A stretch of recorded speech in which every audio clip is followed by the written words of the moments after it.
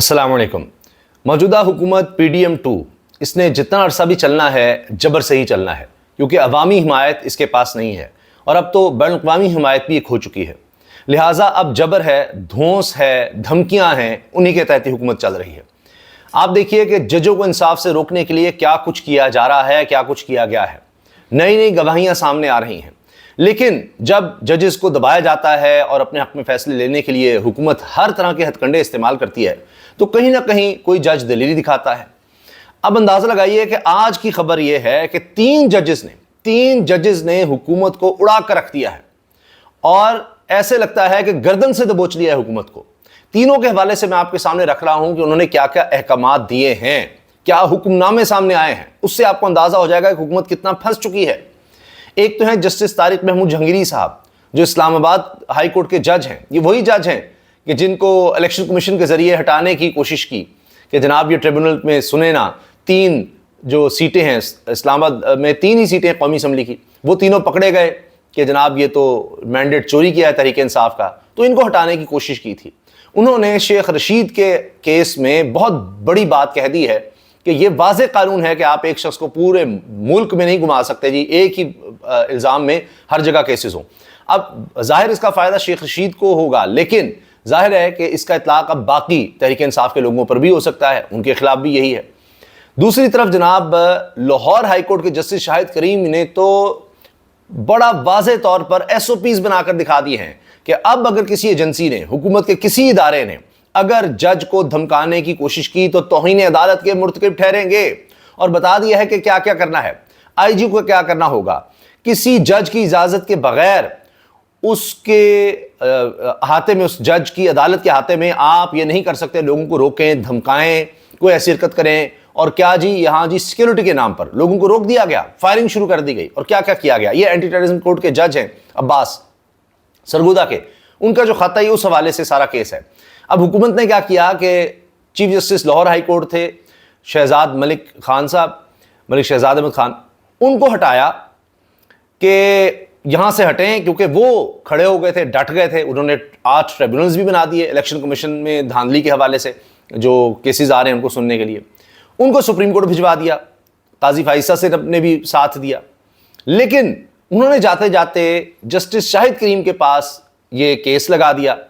तौहीन अदालत की कार्रवाई का आगाज़ उन्होंने कर दिया था और फिर फर्दर जो है केस उन्होंने ट्रांसफ़र कर दिया था लाहौर हाई कोर्ट के जस्टिस शाहिद करीम के पास।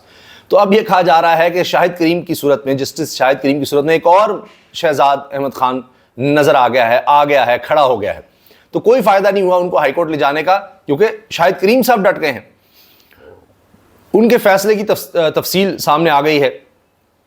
4 सफ़ात पर ये मुश्तमिल हुक्मनामा है, वो भी मैं आपके सामने रखता हूँ। और तीसरे जज हैं जस्टिस अमजद रफ़ीक साहब, और मामला है शहबाज गिल के भाई के अगवा का। उसमें उन्होंने जनाब सारा डाटा मंगवा लिया है और कंपनियों से मंगवा लिया है, जो टेलीकॉम कंपनियां हैं।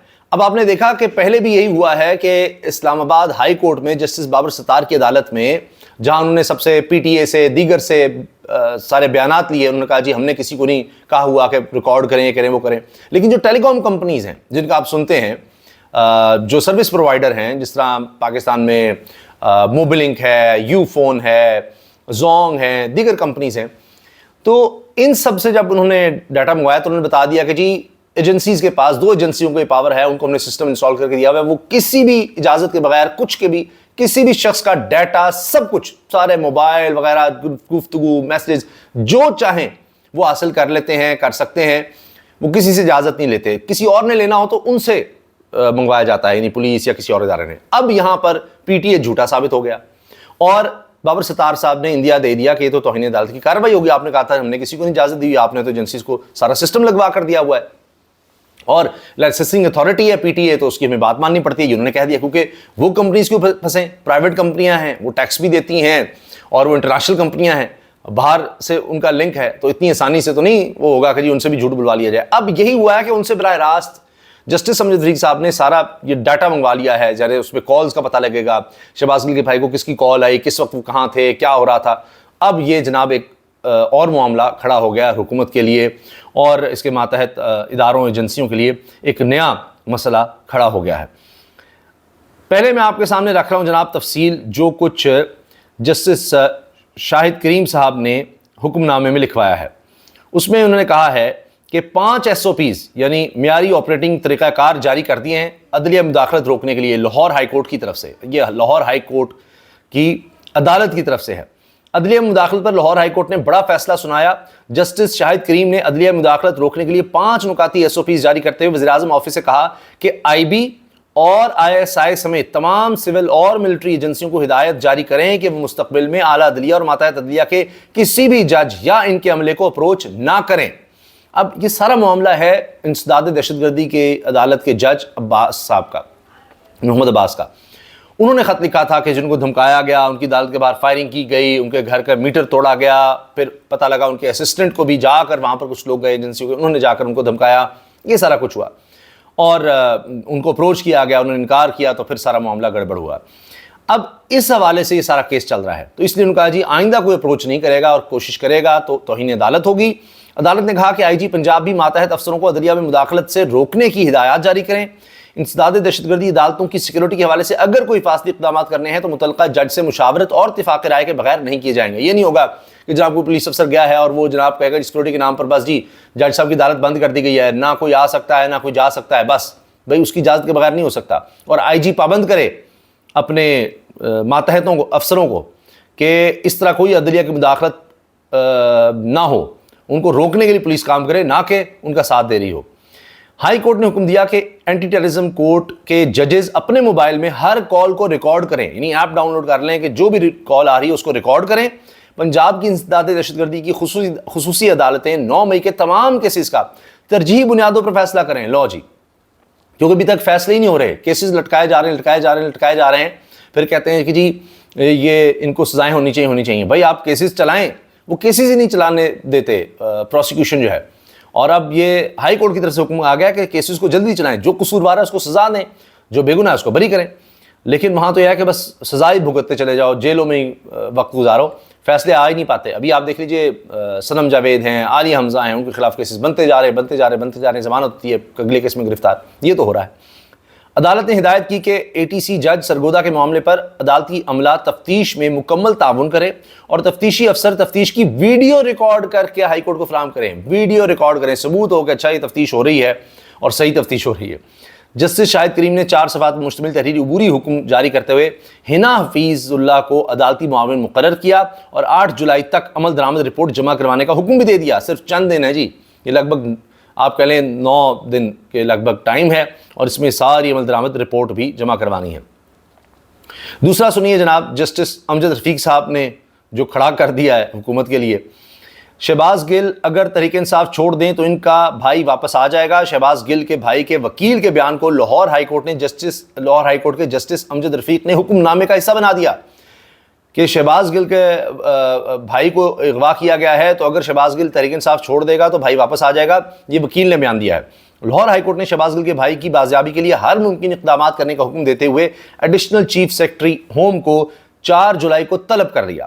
عدالت نے موبائل فون کمپنیوں کو 3 دن میں جیو فینسنگ کا ریکارڈ مہیا کرنے کی ہدایت کر دی. اب یہ موبائل کمپنیوں کو براہ راست کہا ہے 3 دن کے اندر جیو فینسنگ کا ریکارڈ مہیا کر دیں. جسٹس امجد رفیق نے شہباز گل کے بھائی کی بازیابی کی درخواست کا تحریری حکم جاری کر دیا. اچھا, اس میں جیو فینسنگ میں بھی پتہ لگ جائے گا کہ ان کے پاس ایک تو شہباز گل کے بھائی کے موبائل پتہ لگ جائے گا, اور اس موبائل کے ارد گرد کس کس کا موبائل تھا, کون, اس سے پتہ لگ جائے گا کون ان کے پاس تھا, کون لے جا رہا تھا, کہاں وہ جا رہے تھے, کس وقت جا رہے تھے, ان کا موبائل کس وقت کہاں تھا, یہ سارا کچھ پتہ لگ جائے گا. تو اب آپ دیکھیے کہ معاملہ کہاں سے کہاں چلا گیا ہے. تیسرا ہے جی جسٹس طارق محمود جہانگیری. میں نے 3 ججز کا میں آپ کو بتاؤں گا. جسٹس طارق محمود جہانگیری کا سیاسی مخالفین پر فریولس مقدمات درج کرنے پر شیخ رشید کے کیس میں عام نوٹ. آئینی عدالتوں کی ذمہ داری ہے شہریوں کے حقوق کا تحفظ کریں. افسوس کے ساتھ کہنا پڑتا ہے سیاسی جماعتیں حکومت میں ہوتے سیاسی مخالفین پر فریولس جعلی کیسز بناتی ہیں. سیاسی مخالفین پر ایک ہی الزام پر ملک کے مختلف حصوں میں مقدمات درج کروائے جاتے ہیں. سیاسی مخالفین کو اس طرح ٹارچر کرنا, ہراساں کرنا سپریم کورٹ سے طے شدہ قانون کی صریحاً خلاف ورزی ہے. اب یہ اللہ کرے کہ قاضی فیصل صاحب بھی اس چیز کو دیکھیں کہ سپریم کورٹ کے احکامات کی خلاف ورزی ہو رہی ہے تو اس پر وہ کوئی سو موٹو ہی لے لیں کہ انسانی حقوق کی پامالی ہو رہی ہے. امریکہ ہو, برطانیہ ہو, سارے اس پر آواز اٹھا رہے ہیں. پاکستان میں آوازیں اٹھائی جا رہی ہیں, انسانی حقوق کی تنظیمیں آوازیں اٹھا رہی ہیں. جمہوریت اور قانون کی حکمرانی کے لیے یہ بھی درست نہیں, اس لیے یہ کرنے سے پہلے 2 دفعہ سوچنا چاہیے. لیکن اب یہ حکومت سوچے تو پھر ہے نا جی, حکومت کو تو اس وقت انتقام جبر جو میں نے آپ سے کہا نا اس کے تحت اس کو پتہ ہے ہم چل سکتے ہیں جتنا عرصہ چل لیں، لیکن اس کا ریئیکشن بھی آ رہا ہے۔ مطیع اللہ جان صاحب نے کہا ہے قاضی فائز عیسیٰ صاحب کے حوالے سے کہ اسپین انگلینڈ میں جائیداد کس کی ہے؟ قاضی صاحب کی پیٹی تھنکنگ، چھوٹی سوچ ہے کہ وہ ملزموں کو احسان جتلاتے ہیں کہ اس نے ان کے بھائی کے حق میں فیصلہ دیا تھا۔ یہ لیول اور آئی کیو ہے ایک چیف جسٹس کا۔ ارشد شریف کا کیس لگاتے ہوئے آپ کی کام پہ ٹانگتی ہیں۔ اچھا، اور جناب لاہور ہائی کورٹ بار کے صدر حامد خان سمیت لاہور ہائی کورٹ کے صدر ہیں، ان کے علاوہ دیگر لوگ ہیں اور سابق صدر ہیں، انہوں نے chief justice Lahore high court کی تقرری سینیورٹی کی بنیاد پر کرنے کا مطالبہ کر دیا کہ قاضی صاحب پہلے تو خط لکھا کرتے تھے کہ جو سینئر موسٹ جج ہے کسی ہائی کورٹ کا اس کو چیف جسٹس لگا دیا جائے، لیکن اب ایسا نہیں کر رہے، تو اب جناب وہ چنیں گے۔ تو اس سے کیا ہوتا ہے کہ پھر ججز میں یہ آ جائے گا کہ اچھا میں نے اگر چیف جسٹس بننا ہے تو میں نے جناب حکومت کی خوشنودی یا ان لوگوں کو خوش کرنا ہے۔ سینیورٹی ہوگی، اس کو پتا ہوگا میں سینئر ہوں، بس میں جو بھی فیصلہ کروں گا میں صحیح فیصلے کروں تو میری عزت ہوگی، مجھے کسی کو خوش کرنے کی ضرورت نہیں ہے، سینئر میں خود ہی بن جاؤں گا۔ لیکن اب قاضی صاحب جو ہیں سینئر کو نہیں دیکھ رہے، تو اس پر جناب بارز نے کافی زیادہ تنقید کی ہے اور یاد دلایا ہے کہ قاضی صاحب کیا کیا کرتے تھے، کیا کہا کرتے تھے۔ اب وہ جج تھے، اب وہ چیف جسٹس ہیں تو بالکل ہی بدل گئے ہیں۔ اچھا، اس کے ساتھ اب یہ بات کہی جا رہی ہے کہ اب حکومت کس طرح سے ان ججز کو کنٹرول کرے گی، اب اس کی توجہ اس طرف ہے۔ کوئی عوام پانی وہ تو آپ نے بجٹ میں دیکھ لیا ہے، اس پر ہم اگلی ویڈیو میں بات کریں گے کہ کیا تباہی آ رہی ہے اس بجٹ کے بعد اور کیا اس سے جو رد عمل آئے گا عوامی وہ کیا حکومت کو بحال لے جائے گا۔ اللہ حافظ۔